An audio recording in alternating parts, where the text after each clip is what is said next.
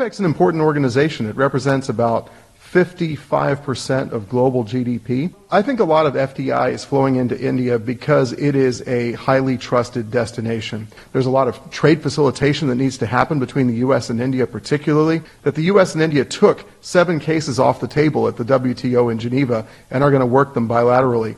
It's very important that Minister Piyush Goyal is coming to San Francisco. So APEC is an important organization. It represents about 55% of global GDP. And so the organization talks about the rules of the road for trade all around the world, and particularly for APEC countries.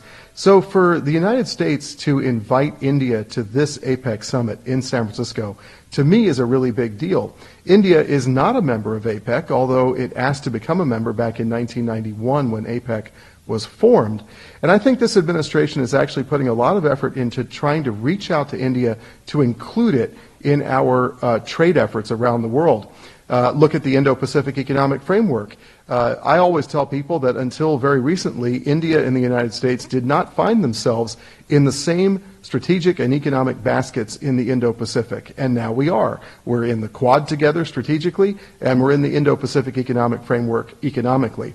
Now, there's much work that needs to be done. There's a lot of trade facilitation that needs to happen between the U.S. and India particularly, a lot of market access issues, and I'm confident that as friends we can work through all of it. It's very important to me that the U.S. and India took 7 cases off the table at the WTO in Geneva and are going to work them bilaterally. It's very important that Minister Piyush Goyal is coming to San Francisco, so count me as very happy. I think a lot of FDI is flowing into India because it is a highly trusted destination. The pandemic has taught us some very tough lessons, both for India and the United States. One is that we can trust each other and that we are friends and that we should do more together.